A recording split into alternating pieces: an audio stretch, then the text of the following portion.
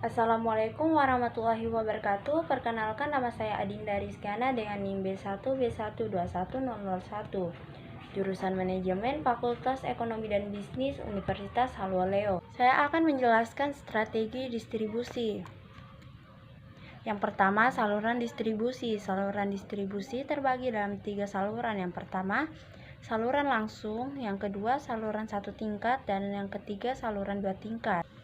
Saluran langsung ketika produsen melakukan transaksi langsung dengan pelanggan, perantara pemasaran diikutsertakan.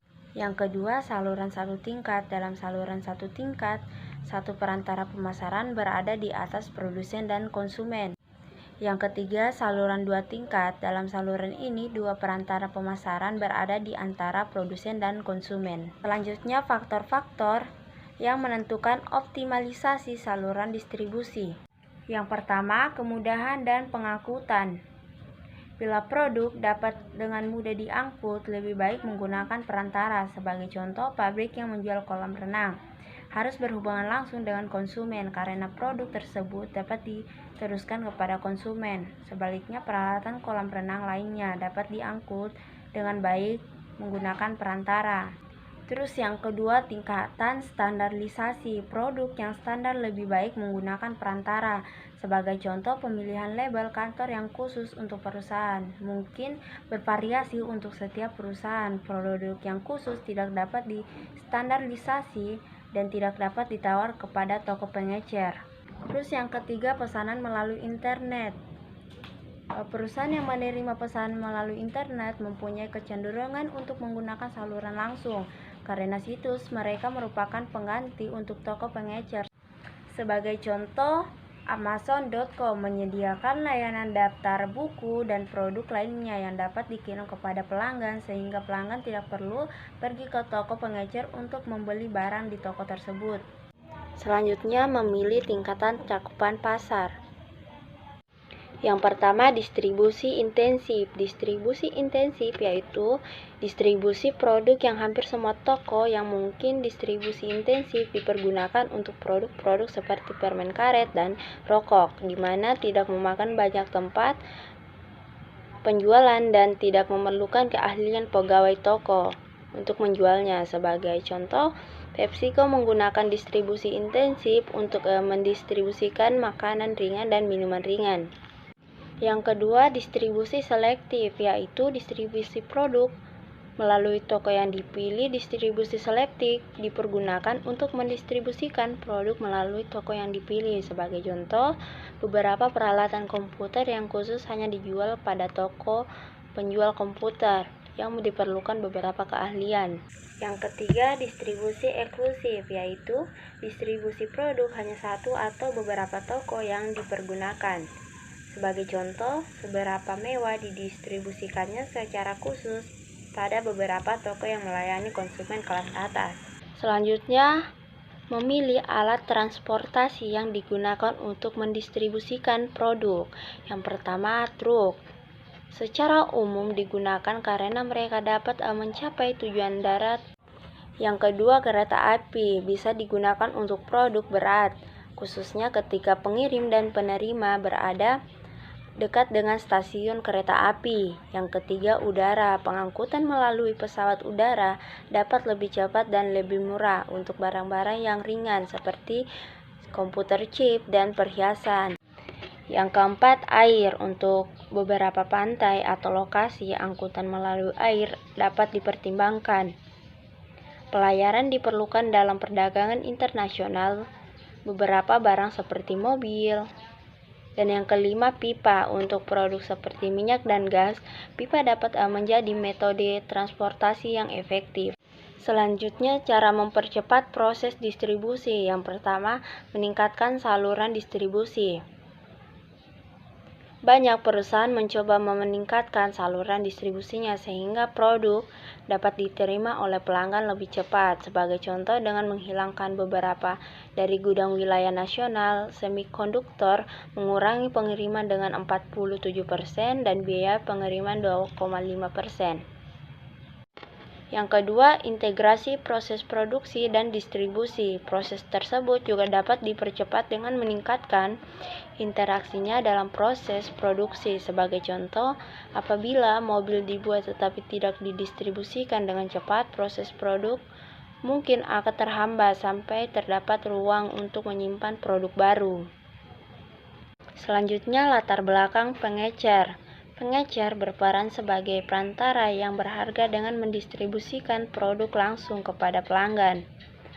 Kebanyakan pengecer dapat diuraikan dengan karakteristik berikut. Yang pertama, jumlah toko. Toko pengecer independen hanya memiliki satu toko, sedangkan rantai usaha memiliki lebih dari satu toko. Yang kedua, kualitas toko. Toko pengecer dengan jasa penuh biasanya menawarkan banyak bantuan penjualan untuk pelanggan dan memberikan pelayanan yang dibutuhkan. Selanjutnya, toko versus bukan toko. Yang pertama, pengecer mail order, yaitu menerima pesanan melalui surat atau telepon, kemudian mereka akan mengirim produk tersebut. Jaringan belanja di rumah, home shopping New York, adalah bentuk pengecer mail order. Yang kedua, situs web. Perusahaan telah menciptakan situs di mana orang dapat memesan produk mereka. Suatu keunggulan utama metode ini dibandingkan dengan mail order adalah katalog tidak perlu dikirim. Yang ketiga, vending machines. Vending machines atau mesin penjajah juga telah menjadi populer sebagai akibat dari pilihan konsumen akan kenyamanannya. Selanjutnya, latar belakang pedagang grosir. Cara pedagang grosir melayani produsen. Yang pertama, pergudangan pedagang. Grosir membeli produk dari produsen dalam jumlah borongan dan menyimpan produk-produk ini di gudang milik mereka sendiri. Jadi produsen tidak perlu menggunakan ruangannya sendiri untuk menyimpan produk. Yang kedua, keahlian penjualan. Pedagang grosir menggunakan keahlian penjualan mereka saat menjual produk kepada pengecer.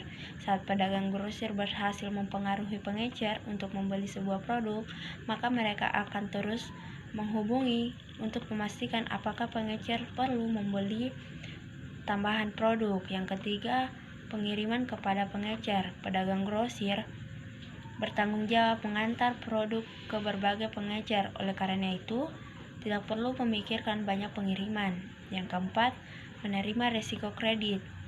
Ketika pedagang grosir membeli produk dari produsen dan menjualnya kepada pengecer secara kredit, biasanya bahwa resiko kredit atau resiko tagihan tidak akan dibayar. Yang kelima, informasi. Pedagang grosir sering menerima tanggapan dari pengecer dan dapat menjadi informasi berharga untuk produsen. Mereka dapat menjelaskan pada produsen mengapa penjualan produk tersebut lebih rendah dari yang diharapkan dan menginformasikannya kepada produsen tentang produk pesaing yang baru yang dijual di toko pengecer. Selanjutnya, cara pedagang grosir melayani pengecer. Yang pertama, pergudangan. Pedagang grosir akan memelihara cukup kesediaan sehingga pengecer dapat memesan dalam jumlah kecil tapi sering, sehingga pengecer tidak perlu menyimpan banyak persediaan karena pedagang grosir memiliki persediaan yang cukup untuk memenuhi pesanan yang cepat. Yang kedua, promosi. Pedagang grosir kadang mempromosikan produk mereka yang akan meningkatkan penjualan dari produk tersebut. Yang ketiga, display. Beberapa pedagang grosir menantikan display produk-produknya untuk pelanggan guna menarik perhatian pelanggan. Yang keempat, kredit. Pedagang grosir kadang menawarkan produk kepada pengecer secara kredit. Yang kelima, informasi. Pedagang grosir dapat menginformasikan kepada pengecer tentang kebijakan yang diterapkan pengecer lain sehubungan dengan penentuan harga produk. Selanjutnya, saluran integrasi vertikal. Cara produsen dapat memutuskan untuk mengintegrasikan operasional mereka secara vertikal dengan mendirikan toko-toko pengecer. Ketika produsen atau pedagang grosir mempertimbangkan untuk memperluas operasional eceran, harus menjawab pertanyaan berikut. Yang pertama, apakah dapat menyerap biaya sewa uang toko dan pembayaran karyawan? Yang kedua, dapatkah perusahaan menawarkan produk ini yang cukup untuk memaksimalkan penggunaan sebuah toko? Yang ketiga, apakah pertimbangan pendapatan akan dapat menutup semua biaya tambahan yang akan terjadi. Yang keempat, apakah perusahaan akan menghilangkan bisnisnya yang telah dikembangkan dengan perusahaan pengecer lain saat mereka mulai bersaing dengan perusahaan-perusahaan tersebut di tingkat pengecer. Selanjutnya, saluran integrasi vertikal oleh pengecer. Sama seperti produsen yang mempertimbangkan untuk mendirikan toko pengecer, pengecer juga dapat mempertimbangkan untuk membuat produksi sendiri. Sebelum pengecer mempertimbangkan akan memperluas ke dalam produksi suatu produk, maka harus dapat menjawab beberapa pertanyaan berikut ini. Yang pertama, apakah dapat menyerap pengeluaran-pengeluaran yang akan diakibatkan oleh produksi termasuk biaya sebuah pembangunan, produksi dan karyawan-karyawan baru. Yang kedua, apakah memiliki keahlian untuk menyesuaikan proses produksi dengan perubahan selera konsumen yang berubah sepanjang waktu.